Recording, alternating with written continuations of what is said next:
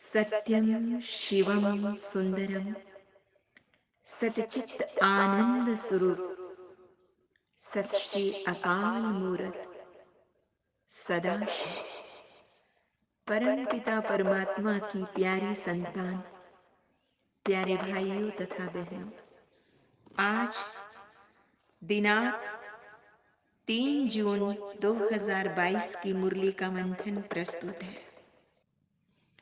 उससे पूर्व खुशियों भरी जिंदगानी हमारी देवी देवताओं से भी है जो प्यारी, खुशियों भरी भक्ति में जो थे मांगते सवाले,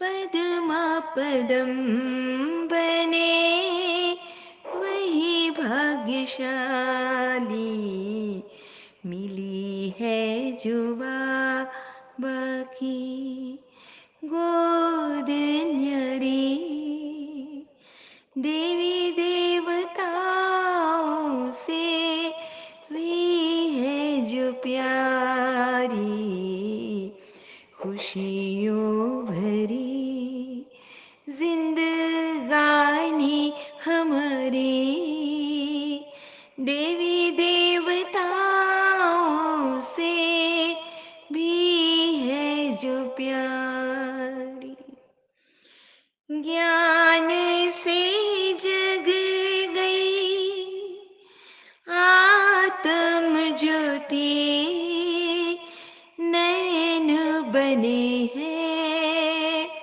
पवित्र मोती, योग से सज गई सूरत हमारी देवी देवताओं से भी है जो प्यारी, संगम युगी जीवन हमारा जिसमें है पाया अनोखा नजारा, मिली है हमें खुशियों का भंडारी, मिला है हमें खुशियों का भंडारी, देवी देवताओं से भी है जो प्यारी, खुशियों भरी जिंदगानी हमारी देवी देवताओं से भी है जो प्यारी। दुनिया में परमपिता परमात्मा के स्वरूप के बारे में अनेक मत हैं। कुछ मतों के अनुसार परमात्मा का अवतरण नहीं हो सकता। क्यों? क्योंकि वह सर्वव्यापी है। अन्य मतों के अनुसार परमात्मा का दिव्य अवतरण तब होता है जब मानवता धर्म भ्रष्ट, कर्म भ्रष्ट, चरित्र भ्रष्ट हो जाती है। इसे ही शास्त्रों में धर्म ग्लानि का समय कहा गया है। वर्तमान समय भगवान शिव हमें स्पष्ट करते हैं कि परमपिता परमात्मा का अवतरण कलयुग के अंत और सतयुग के आदि या संधि पर होता है, जिसे पुरुषोत्तम संगम युग की वेला कहा जाता है। इस पावन वेला में, शुभ वेला में भगवान शिव आकर पुरुष को पुरुषोत्तम बनाते हैं, अर्थात नर को नारायण, नारी को लक्ष्मी बनाते हैं। ज्ञान योग की शिक्षा और दीक्षा के द्वारा बनाते हैं। ये बात जो आत्माएं जान जाती हैं, उनके सर्व संशय दूर हो जाते हैं और वे निश्चय बुद्धि आत्मा बन जाते हैं। ऐसा भी कहा गया है कि संशय आत्मा का विनाश हो जाता है, अर्थात अपने पुरुषार्थ से वो पथ भ्रष्ट हो जाते हैं तथा निश्चय आत्मबुद्धि जो साधक हैं विजय का वर्ण करते हैं। वर्तमान समय हम आत्माएं निश्चय बुद्धि होने के कारण विकारों पर विजय पाने में सक्षम हो रहे हैं। इस समय हम आत्माएं परम पिता परमात्मा शिव से सत्य ज्ञान सुन रहे हैं।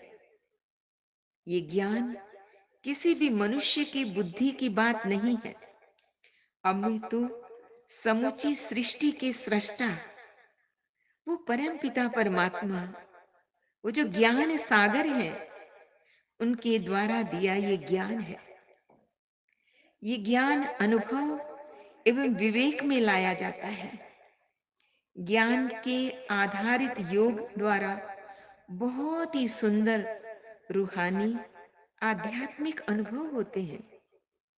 सचमुच बुले शाह ने कहा था, रब दा की पौना, ऐदरों पुटना ते उधर लौना, अर्थात अपनी चित्त की वृत्ति को सांसारिक गोरख धंधे से हटाकर अंतर्मुखी करके प्रभु पिता की तरफ लगाना।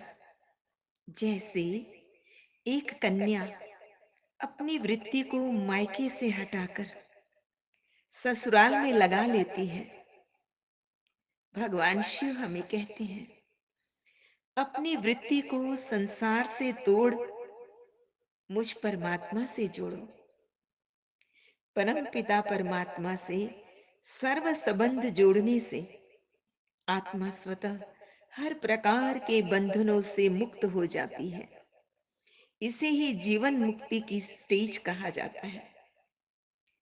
कर्म के बंधन से मुक्त होने के लिए आत्मा में बहुत बल चाहिए, जो हमें सहज राग योग के अभ्यास से मिलता है तथा इस पुरानी दुनिया से बेहद का वैराग्य भी चाहिए।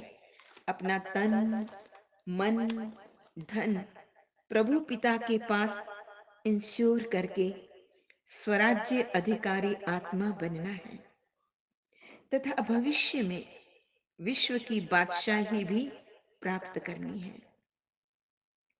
आज का वरदान है, ब्राह्मण जीवन में सदा खुशी की खुराक खाने और खिलाने वाले श्रेष्ठ नसीबवान भव। भगवान शिव कहते हैं, खुशी का पारा तब चढ़ेगा जब आप बच्चे स्वयं को विश्व के मालिक के बालक समझेंगे। मालिक के बालक सो मालिक समझेंगे। हर समय यही गीत गाते रहो, वह मेरा श्रेष्ठ भाग्य, वह मेरा नसीब। इसी खुशी के झूले में झूलते रहो। सदा खुश नसीब ही हो, सदा खुशी की खुराक खाते और खिलाते भी हो। खुश नसीब वही होते हैं जो औरों को भी खुशी का महादान देते हैं। आप बच्चों की जीवन ही खुशियों से भरी हुई है, खुशियों से भरपूर है। सचमुच खुशियों भरी जिंदगानी हमारी, देवी देवताओं से भी है जो प्यारी, खुशियों भरी। भक्ति में जो थे मंगते संवाले, पद्मा पदम बने भाग्यशाली। खुश रहना और सर्व को खुश रखना, ये ब्राह्मण जीवन का श्रेष्ठ वरदान है।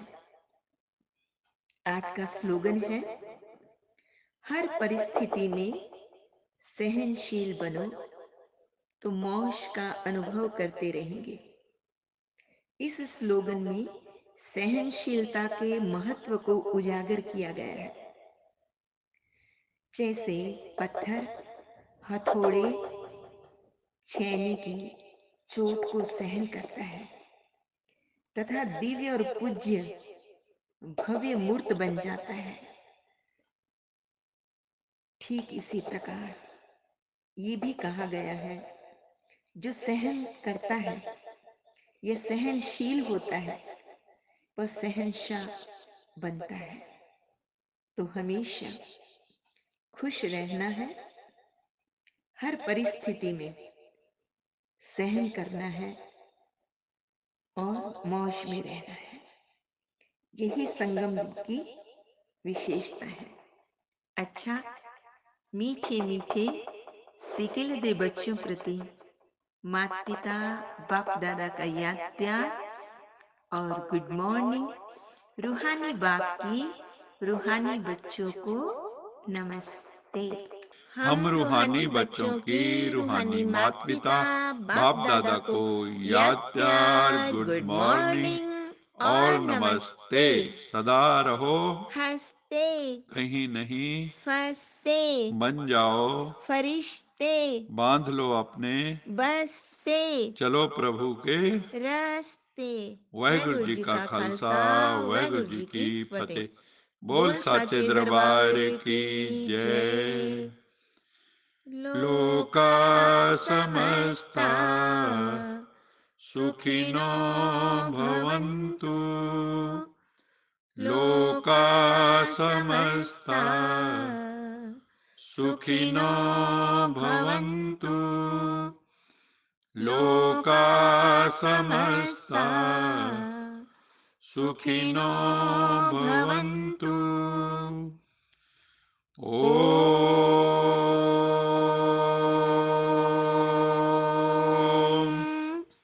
शांति शांति शांति।